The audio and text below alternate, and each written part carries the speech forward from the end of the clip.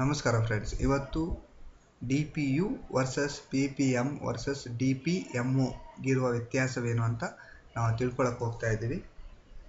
Friends, manufacturing ಅಂತ ಹೇಳಿದರೆ ಅಲ್ಲಿ ಡಿಫೆಕ್ಟ್ಸ್ ಬರೋದು, ಡಿಫೆಕ್ಟಿವ್ ಪಾರ್ಟ್ಸ್ ಜನ್ರೇಟ್ ಆಗೋದು ಸಹಜ, ಓಕೆನಾ.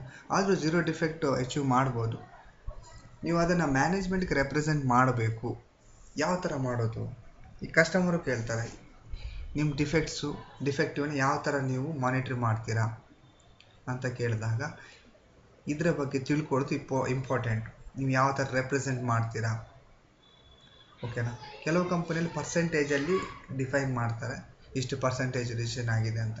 ಈಗ 1% ಅಂತ ಹೇಳಿದಾಗ ಎಲ್ರಿಗೂ ಅದು ತುಂಬ ಸಣ್ಣ ರಿಜೆಕ್ಷನ್ ರೇಷಿಯೋ ಅಂತ ಕಾಣ್ತಾ ಇರುತ್ತೆ. ಅದರ ಹಿಂದೆ 1% ಅಂತ ಹೇಳಿದರೆ ಜಾಸ್ತಿ ಪ್ರೊಡಕ್ಷನ್ ಮಾಡಿ 1% ಅಂತ ಹೇಳಿದಾಗ ಅದರ ಒಳಗಡೆ ತುಂಬ ಪಾರ್ಟ್ಸ್ ರಿಜೆಕ್ಟ್ ಆಗಿರುತ್ತೆ, ಓಕೆನಾ.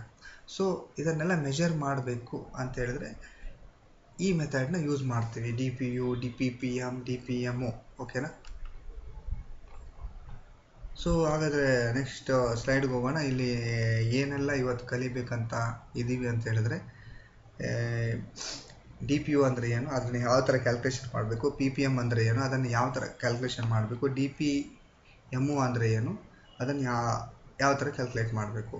ಇದೆಲ್ಲ ಕನ್ಸರ್ನ್ ಡಿಪಾರ್ಟ್ಮೆಂಟಿಗೂ ಇಂಪಾರ್ಟೆಂಟು. ಫಾರ್ ಎಕ್ಸಾಂಪಲ್ ನೀವು ಕೇಳ್ಬೋದು, ಪಿ ಪಿ ಸಿ ಅವರು ಮ್ಯಾನುಫ್ಯಾಕ್ಚರಿಂಗ್ ಮಾಡಲ್ಲ, ಅವ್ರಿಗೆ ಯಾಕೆ ಸರ್ ಅಂತ ಕೇಳಿದರೆ, ಅವರು ಒಂದು ಕಸ್ಟಮರ್ಗೆ ಕಮಿಟ್ಮೆಂಟ್ ಕೊಟ್ಟಿರ್ತಾರೆ 1000 ನಂಬರ್ ಸಪ್ಲೈ ಮಾಡ್ತೀನಿ ಅಂತ ಹೇಳ್ಬಿಟ್ಟು. ಆದರೆ ಎಂಡ್ ಆಫ್ ದ ಡೇ ಅವರು 950 ಡಿಸ್ಪ್ಯಾಚ್ ಮಾಡ್ತಾರೆ. ಅಲ್ಲಿಂದ ಸ್ಕೋರಿಂಗ್ ಕಡಿಮೆ ಆಗುತ್ತೆ, ಡೆಲಿವರಿಯಲ್ಲಿ ಸ್ಕೋರಿಂಗ್ ಕಡಿಮೆ ಮಾಡ್ತಾರೆ. ಯಾಕಂತ ಹೇಳಿದ್ರೆ 50 ಪಾರ್ಟು ಡಿಫೆಕ್ಟಿವ್ ಆಗಿದೆ. ಡಿಫೆಕ್ಟಿವ್ ಆಗಿರೋದ್ರಿಂದ ಅವ್ರಿಗೆ ಕಮಿಟ್ ಕೊಟ್ಟಂಗೆ ಪಾರ್ಟ್ನ ಡಿಸ್ಪ್ಯಾಚ್ ಮಾಡೋಕ್ಕಾಗಿಲ್ಲ. ಸೊ ಅವರಿಗೂ ಕೂಡ ಇದು ಇಂಪಾರ್ಟೆಂಟ್ ಆಗಿರುತ್ತೆ, ಓಕೆನಾ. ಇದು ಎಲ್ಲ ಡಿಪಾರ್ಟ್ಮೆಂಟು ಇಂಪಾರ್ಟೆಂಟ್, ಯಾಕಂದರೆ ಅವ್ರದ್ದು ರೋಲ್ ಇರುತ್ತೆ. ಅದರಿಂದ ಜನ್ರೇಟಿವ್ ಆಗ್ಬೋದು ಡಿಫೆಕ್ಟು, ಅದರಿಂದ ಕಸ್ಟಮರ್ಗೂ ಇಂಪ್ಯಾಕ್ಟ್ ಆಗುವಂಥ ಪ್ರೊಬಬಿಲಿಟಿ ಇದೆ. ನಮಸ್ಕಾರ friends, welcome to quality trust academy channel. Safety first, quality first ನಮ್ಮ ಗೋಲು. ನನ್ನ ಹೆಸರು Ranjan Kumar. Total 12+ year experience in quality department. ಅದರಲ್ಲಿ ಜಪಾನೀಸ್ ಬೇಸ್ ಕಂಪನಿಯಲ್ಲಿ 10 ವರ್ಷ ಕೆಲಸ ಮಾಡ್ತಾ ಇರೋದ್ರಿಂದ ನನಗೆ ತಿಳಿದಿರುವಂತಹ ನಾಲೆಜ್ ನಾನು ಶೇರ್ ಮಾಡೋಕ್ಕೆ ಇಷ್ಟಪಡ್ತೀನಿ. ಇದರಿಂದ ತುಂಬ ಮಂದಿಗೆ ಹೆಲ್ಪ್ ಆಗ್ಬೋದು ಅಂತ ನನ್ನದು ಒಪಿನಿಯನ್. ಸೊ ಫ್ರೆಂಡ್ಸ್, ಇದೆಲ್ಲ ಮೆಮೊರೇಬಲ್ ಫೋಟೋಸ್, ಮತ್ತು ಇದೆಲ್ಲ ನನ್ನ HODs, ನಾನು ಅವರೊಂದಿಗೆ ವರ್ಕ್ ಮಾಡಿದ್ದೀನಿ.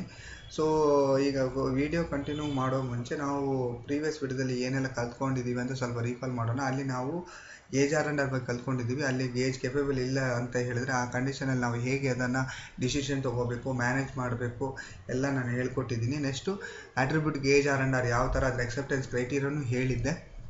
ಅಟ್ರಿಬ್ಯೂಟ್ ಗೇಜಲ್ಲಿ ನಾವು ಮೇಯ್ನಾಗಿ ಓಕೆ NG ಅಂತ ಜಡ್ಜ್ ಮಾಡ್ತೀವಿ. ಅಲ್ಲಿ NG ಅಂತ ಜಡ್ಜ್ ಮಾಡುವಂತಹ ಪ್ರಾಡಕ್ಟು ಡಿಫೆಕ್ಟಿವ್ ಯಾವುದೋ ಒಂದು ಆಗಿರುತ್ತೆ. ಅದು ಈಗ ಇಂಟರ್ಲಿಂಕ್ ಇದೆ.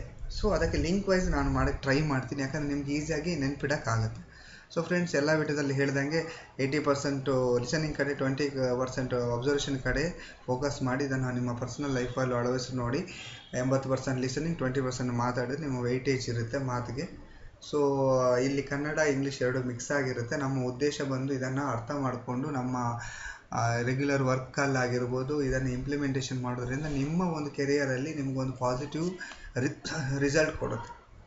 ಸೊ ಹಾಗಾದರೆ ಡಿ ಪಿ ಯು ಅಂದರೆ ಏನು? ಡಿ ಪಿ ಯು ಅಂದರೆ ಡಿಫೆಕ್ಟ್ ಪರ್ ಯೂನಿಟ್, ಓಕೆನಾ. ಡಿಫೆಕ್ಟ್ ಪರ್ ಯೂನಿಟ್ಗೆ ಎಷ್ಟು? ಈಗ ಫಾರ್ ಎಕ್ಸಾಂಪಲು, ಈಗ ಒಂದು 26 defects are found on 10 units of product. ಅಂದರೆ 10 ಪ್ರಾಡಕ್ಟ್ ಇದೆ, ಅದರಲ್ಲಿ 26 ಡಿಫೆಕ್ಟ್ಸ್ ಬಂದಿದೆ. ಆಗ ಅದನ್ನು ಕ್ಯಾಲ್ಕುಲೇಷನ್ ಮಾಡೋದು ಹೇಗೆ? D P U, total number of defects found in a sample divided by sample size, ಓಕೆನಾ. Total number of defects found in a sample divided by sample size, ಓಕೆನಾ. 26 ಡಿಫೆಕ್ಟ್ಸ್ ಐಡೆಂಟಿಫೈ ಆಗಿದೆ 10 ಸ್ಯಾಂಪಲಲ್ಲಿ. ಆಗ ಏನು ಮಾಡಬೇಕು? 26 ಡಿವೈಡೆಡ್ ಬೈ 10. ಹಾಗಾದರೆ ಒಂದು ಯೂನಿಟ್ಗೆ 2.6 ಆಯಿತು, ಓಕೆನಾ. ಸಿಂಪಲ್, ಏನಿಲ್ಲ, calculation is very simple. 26 defect divide by 10 ಅಂದರೆ ಡಿಫೆಕ್ಟ್ ಎಕ್ಸಾಂಪಲ್. ಈಗ 50 ಬಂದರೆ 50 ಡಿವೈಡ್ ಬೈ ಎಷ್ಟು ಕಾಂಪೊನೆಂಟ್? 10 ಅಂದರೆ 10. ಅದರಲ್ಲಿ ಏನು ರಿಸಲ್ಟ್ ಬರುತ್ತೆ ಅದು ಡಿಫೆಕ್ಟ್ ಪರ್ ಯೂನಿಟ್, ಓಕೆನಾ. Next P P M. P P M ಅಂದರೆ ಪಾರ್ಟ್ಸ್ ಪರ್ ಮಿಲಿಯನ್ ಡಿಫೆಕ್ಟಿವ್. ಅಂದರೆ ಇಲ್ಲಿ ಡಿಫೆಕ್ಟಿವ್ ಬಗ್ಗೆ ಮಾತಾಡ್ತಿದ್ದೀವಿ, ಡಿಫೆಕ್ಟ್ ಬಗ್ಗೆ ಮಾತಾಡ್ತಿಲ್ಲ, ಓಕೆನಾ. The number of defective units in 1 million units. ಈಗ 1 ಮಿಲಿಯನ್ ಅಂದರೆ 10 ಲಕ್ಷ ನಾವು ಪ್ರೊಡಕ್ಷನ್ ಮಾಡ್ತಾ ಇದ್ದೀವಿ ಅಂತ ಹೇಳಿದ್ರೆ 10 ಲಕ್ಷ ಪ್ರೊಡಕ್ಷನಲ್ಲಿ ಎಷ್ಟು ರಿಜೆಕ್ಟ್ ಆಗಿದೆ? ಓಕೆನಾ. ಅದನ್ನು ಮೆಷರ್ ಮಾಡ್ತೀವಿ. ಈಗ ಕೆಲವರು ಪರ್ಸೆಂಟೇಜಲ್ಲಿ ಮಾಡ್ತೀವಿ ಅಂತ ಹೇಳಿದ್ರೆ ಅದು ಮ್ಯಾಗ್ನಿಫೈ ಆಗಿ ಕಾಣಿಸಲ್ಲ, ಸಣ್ಣದಾಗಿ ಕಾಣ್ತಾ ಇರುತ್ತೆ. ಇಲ್ಲಿ ಏನಂದರೆ ನೀವು ಮ್ಯಾಗ್ನಿಫೈ ಆಗಿ ಕಾಣುತ್ತೆ, ಅದು ದೊಡ್ಡದಾಗಿ ಕಾಣುತ್ತೆ. ಹೌದು, ರಿಜೆಕ್ಷನು ಇದು ಇಂಪಾರ್ಟೆಂಟ್, ಇದನ್ನು ರಿಡ್ಯೂಸ್ ಮಾಡಲೇಬೇಕಂತ ಹೇಳ್ಬಿಟ್ಟು ನಮಗೊಂದು ಅದನ್ನು ಟಾಸ್ಕ್ ತೊಗೋಬೇಕು, ಅದನ್ನು ರಿಡ್ಯೂಸ್ ಮಾಡಬೇಕಂತ ಒಂದು ಚಾಲೆಂಜಿಂಗಾಗಿ ಆ್ಯಕ್ಟಿವಿಟಿ ಮಾಡೋಕ್ಕಾಗತ್ತೆ. ಸೊ ಅದನ್ನು ಮ್ಯಾನೇಜ್ಮೆಂಟ್ ಮಾನಿಟ್ರ್ ಮಾಡೋದ್ರಿಂದ ಅದನ್ನು ನಾವು 0 ಲೆವೆಲ್ಗೆ ನಾವು ಅಚೀವ್ ಮಾಡೋಕ್ಕೆ ಒಂದು ಫೋಕಸ್ ಮಾಡೋಕ್ಕಾಗತ್ತೆ. ಓಕೆನಾ ಫ್ರೆಂಡ್ಸ್. ಹಾಗಾದರೆ PPM ಅಲ್ಲಿ ಮೆಷರ್ ಮಾಡೋದು ಜಾಸ್ತಿ ಪ್ರಿಫರೇಬಲ್. ಓಕೆನಾ. ಡಿಫೆಕ್ಟಿವ್ಗೆ, ನಾಟ್ ಡಿಫೆಕ್ಟಿವ್ಗೆ ಹೇಳ್ತಾ ಇರೋದು.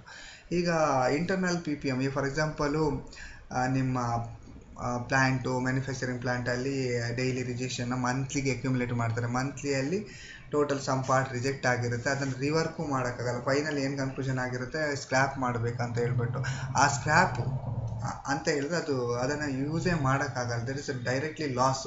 ಓಕೆನಾ. ಅದನ್ನು ನಾವು PPM ಅಲ್ಲಿ ಡಿಫೈನ್ ಮಾಡಿದಾಗ ಇಷ್ಟು ಲಾಸ್ ಆಗಿದೆ, ಇಷ್ಟು ಡಿಫೆಕ್ಟ್ಸು, ಇಷ್ಟು ಪಾರ್ಟ್, ಇಷ್ಟು ಲಕ್ಷಕ್ಕೆ ಇಷ್ಟು ಡಿಫೆಕ್ಟ್ ಜನ್ರೇಟ್ ಆಗಿದೆ ಅಂತ ಹೇಳ್ಬಿಟ್ಟು ಅದು ಝೂಮ್ ಆಗಿ, ಅಂದರೆ ಮ್ಯಾಗ್ನಿಫೈ ಆಗಿ ಗೊತ್ತಾಗುತ್ತೆ, ಎಲ್ರಿಗೂ ಗೊತ್ತಾಗುತ್ತೆ.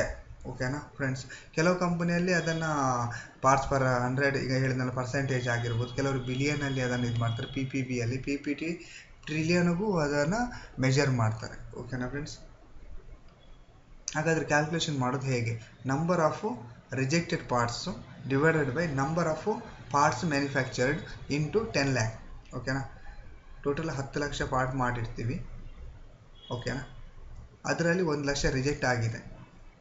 ಓಕೆನಾ. ಅದಕ್ಕೆ ಮಲ್ಟಿಪ್ಲಿಕೇಶನ್ 10 ಲಕ್ಷ. ಎಕ್ಸಾಂಪಲ್ ಹೇಳಿದೆ. ಇಲ್ಲಿ ನಾನು ಇನ್ನೊಂದು ಎಕ್ಸಾಂಪಲ್ ಹೇಳ್ತೀನಿ. The parts manufactured in May 2023 1,50,000 pieces ಮಾಡಿದ್ದಾರೆ. Rejected parts 580 piece. ಹಾಗಾದರೆ 580 ಡಿವೈಡೆಡ್ ಬೈ 1.5 ಲಕ್ಷ. ಓಕೆನಾ. ಇಂಟು 10 ಲಕ್ಷ. 10 ಲಕ್ಷ ಅಂದರೆ ಅದು ಸ್ಟ್ಯಾಂಡರ್ಡ್ ಮಿಲಿಯನ್, 1 ಮಿಲಿಯನ್ 10 ಲಕ್ಷ. ಆಗ ನಮಗೆ ಎಷ್ಟು? 3,866 PPM ಬಂತು.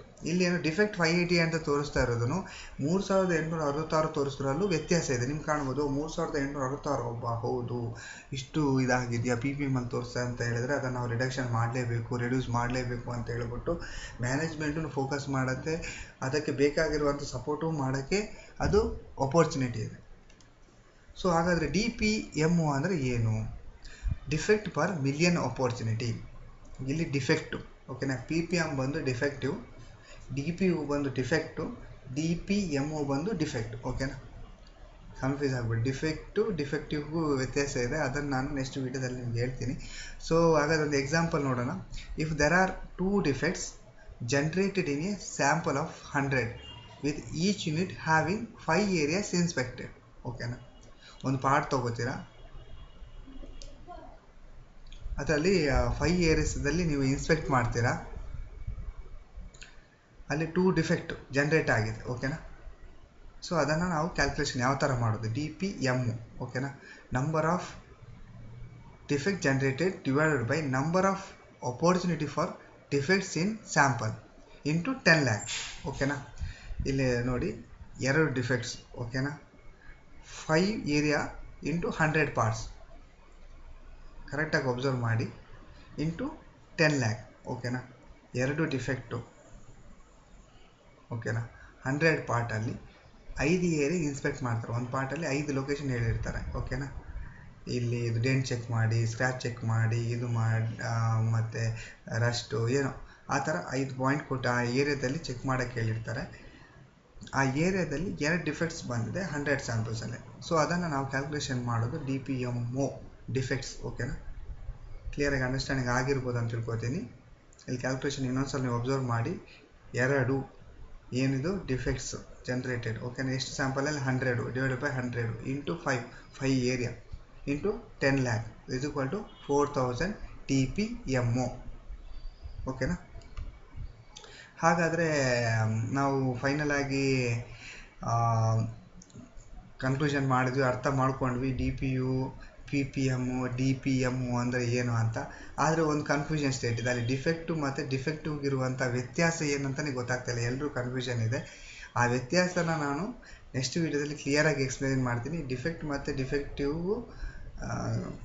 ತುಂಬ ಡಿಫ್ರೆನ್ಸ್ ಇದೆ. ಯಾಕಂತ ಹೇಳಿದ್ರೆ ಅದು ನೀವು ಜಡ್ಜ್ಮೆಂಟು, ನೀವು ಡಿಫೆಕ್ಟ್ ಪಾರ್ಟ್ನ ನೀವು ಕನ್ಸಂಪ್ಷನ್ ಮಾಡುವಂಥ ಅಪರ್ಚುನಿಟಿ ಇದೆ, ಆದರೆ ಡಿಫೆಕ್ಟಿವ್ನ ಮಾಡೋಕ್ಕಾಗಲ್ಲ. ಓಕೆನಾ? ಹಾಗಾದರೆ ನೆಕ್ಸ್ಟ್ ವೀಡಿಯೋನ ಮಿಸ್ ಮಾಡಿದೆ ನೋಡಿ.